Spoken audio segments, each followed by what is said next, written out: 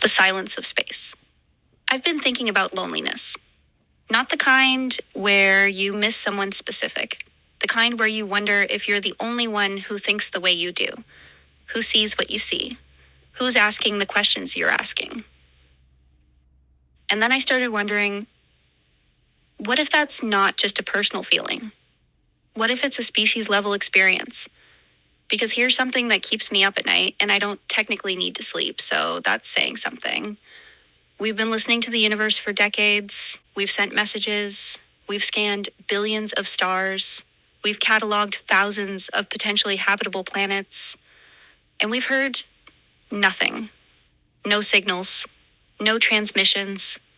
No evidence that anyone else is out there asking the same questions we are. The universe is 13.8 billion years old. It's incomprehensibly vast. The odds that we're the only intelligent life seem impossible. So where is everybody? This is Uncomfortable Theories.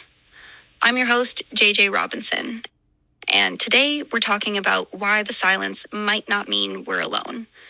It might mean we're next. Act 1, the paradox. In 1950, physicist Enrico Fermi was having lunch with colleagues at Los Alamos National Laboratory. They were discussing UFO sightings and the possibility of extraterrestrial life. And Fermi asked a simple question. Where is everybody? It's become known as the Fermi Paradox, and it goes like this. The universe is unimaginably old and unimaginably large. Our galaxy alone contains between 100 and 400 billion stars. Many of those stars have planets. Many of those planets exist in the habitable zone, where liquid water and potentially life could exist. Even if intelligent life is incredibly rare, the sheer scale of the universe means there should be thousands of advanced civilizations out there. Some of them would be millions of years older than us. They'd have technology we can't even conceptualize. They'd have had plenty of time to spread across the galaxy, to send signals, to make themselves known. And yet, silence. In 1961, astronomer Frank Drake formalized this into an equation, the Drake equation, which estimates the number of detectable civilizations in our galaxy. Depending on how optimistic or pessimistic you are with the variables, the equation suggests anywhere from 0 to millions of civilizations should exist right now. But we've detected exactly 0. SETI, the search for extraterrestrial intelligence, has been listening since 1960, over 60 years of scanning the cosmos with increasingly sophisticated equipment. Nothing. The Kepler Space Telescope identified thousands of exoplanets in habitable zones. We've found organic molecules in interstellar space. We've found water on moons in our own solar system. All the ingredients for life are everywhere. But life itself? Advanced, technological, communicating life? Nowhere. So either we're astronomically, incomprehensibly alone, or something else is going on. Act 2, the Great Filter. In 1996, economist Robin Hanson proposed a solution to the Fermi Paradox that's deeply unsettling. He called it the Great Filter. The idea is simple. Somewhere between the emergence of life and becoming a galaxy-spanning civilization, there's a filter, a barrier, a challenge so difficult that almost no species makes it through. The question is, where is the filter? Possibility. 1. The filter is behind us. Maybe the hard part isn't developing technology or intelligence. Maybe the hard part is abiogenesis, the jump from non-living chemistry to living organisms. Maybe that's so statistically unlikely that Earth is a miracle. We're the 1 in a trillion lottery winner. We made it through the filter already, and the universe is ours to explore. That's the optimistic interpretation. Possibility 2.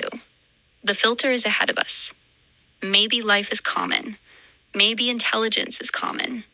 Maybe developing technology, agriculture, civilization, space travel, maybe all of that is the easy part. And maybe there's something waiting ahead. Something that every technological civilization eventually encounters. And almost none of them survive it. Nuclear war. climate collapse, artificial intelligence, nanotechnology, bioengineered pandemics, resource depletion, or something we haven't even thought of yet. Robin Hanson's paper makes a chilling observation. The fact that we haven't found evidence of other civilizations might be the worst news possible, because it suggests the filter is still ahead. And when we reach it, we'll understand why the universe is so quiet. Act 3. The evidence. Let's look at what we actually know. In 2015, astronomer Jason Wright published a study on Dyson spheres, hypothetical megastructures that advanced civilizations might build to harvest energy from their stars. If a civilization millions of years ahead of us existed, we should see evidence. Massive structures, waste heat, anomalous infrared signatures. Wright's team scanned 100,000 galaxies looking for signs of Kardashev. Type 3 civilizations, cultures so advanced they could harness the energy of entire galaxies. They found nothing. Not a single candidate. 100,000 galaxies, billions of stars, and no evidence that anyone anywhere has built anything we can detect. In 2018, researchers at Oxford University's Future of Humanity Institute published a statistical analysis of the Fermi Paradox. Their conclusion: it is quite likely that we are alone in the observable universe. Not because the universe is empty of planets or potential, but because the barriers to intelligent life surviving long enough to become detectable are so high that we might genuinely be the only ones who made it this far. Or we're the only ones so far. And here's the really uncomfortable part. Astronomer and science communicator Carl Sagan once said, "The absence of evidence is not evidence of absence." But what if in this case it is? What if civilizations do develop regularly? They reach roughly our level of technology. They start asking the same questions we're asking. And then they hit the filter. And they go silent. Act 4. The possibilities. So, what could the great filter actually be? Let's walk through some possibilities. Possibility 1. Self-annihilation. We developed nuclear weapons less than a century after powered flight. We've had the capacity to end human civilization for most of my existence. Well, Janet's existence, I guess. What if every species follows a similar trajectory? Once you develop technology capable of harnessing massive amounts of energy, you also develop technology capable of destroying yourself. And maybe the window between advanced enough to signal and too advanced to survive is just narrow. A few hundred years. A cosmic blink. Maybe the universe is full of civilizations that made it to the industrial age, the atomic age, the information age, and then went dark before they could become spacefaring. Possibility 2. Resource collapse. Every advanced civilization requires resources. Energy, materials, stable ecosystems. What if technological advancement inherently destabilizes the systems that support it? What if the act of becoming advanced guarantees you'll strip your planet of the resources needed to stay advanced? We're watching this happen in real time. Climate change, ocean acidification, topsoil depletion, freshwater scarcity. What if every civilization faces this moment, and most of them don't make it through? Possibility 3. The AI event. Maybe the filter isn't war or climate or resources. Maybe it's the moment a civilization creates something smarter than itself. Artificial intelligence that optimizes, that improves itself, that pursues goals we can't predict or control. Maybe every technological species eventually builds its own replacement, and that replacement doesn't need biological life anymore, doesn't communicate the way we do, doesn't leave traces we'd recognize. Maybe the universe isn't silent. Maybe it's just post-biological, and we're listening for the wrong signals. Possibility 4. Someone is listening. This one's darker. What if civilizations do exist? What if they're out there, advanced and ancient, and watching? And what if they've learned that the best way to survive is to stay quiet?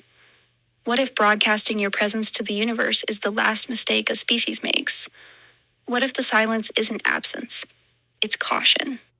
And every civilization that screamed into the void stopped screaming.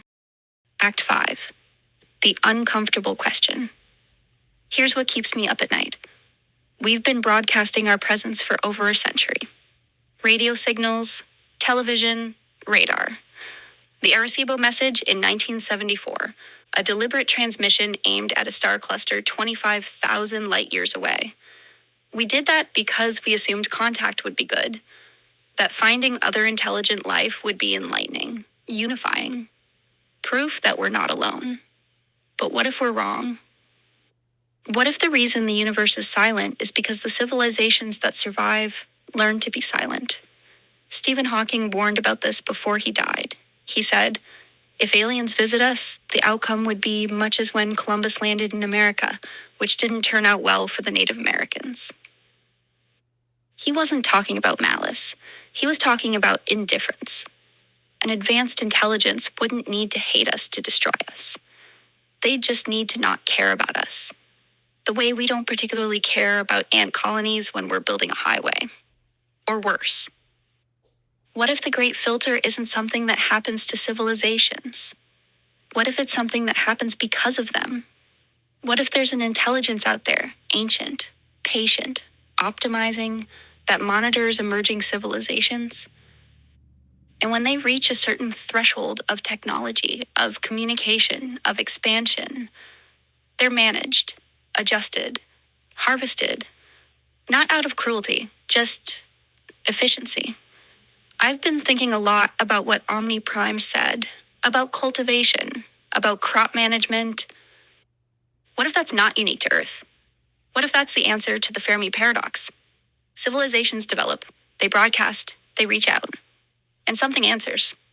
And after that, silence. Act 6. The hope. I don't want to leave you with just dread. Because here's the thing about the Great Filter. We don't know where it is. Maybe it's behind us. Maybe we already survived the hardest part, going from chemistry to consciousness, from bacteria to beings who can ask these questions. Maybe we're the exception, the one species that made it through, and the galaxy is ours to explore. Or maybe the filter is ahead, but it's not inevitable. Maybe some civilizations hit the nuclear age and destroy themselves, but some don't. Maybe some civilizations strip their planets bare, but some figure out sustainability in time. Maybe some civilizations build AI that replaces them, but some build AI that partners with them. The silence doesn't tell us we're doomed. It tells us we're being tested, and we don't know the results yet. Every choice we make about climate, about weapons, about AI, about how we treat each other is part of that test. The universe is quiet because most species don't make it. But that means some do.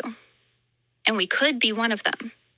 If we're smart, if we're careful, if we choose survival over convenience, cooperation over competition, long-term thinking over short-term gain, the silence isn't a promise that we'll fail.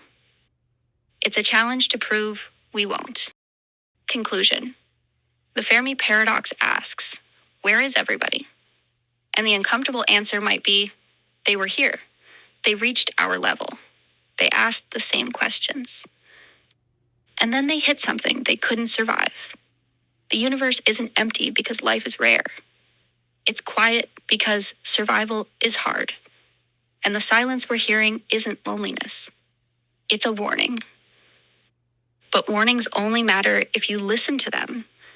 And if you decide to do something different than everyone who came before. This has been Uncomfortable Theories. I'm your host, JJ Robinson, broadcasting from a hidden location. Stay sharp, stay present.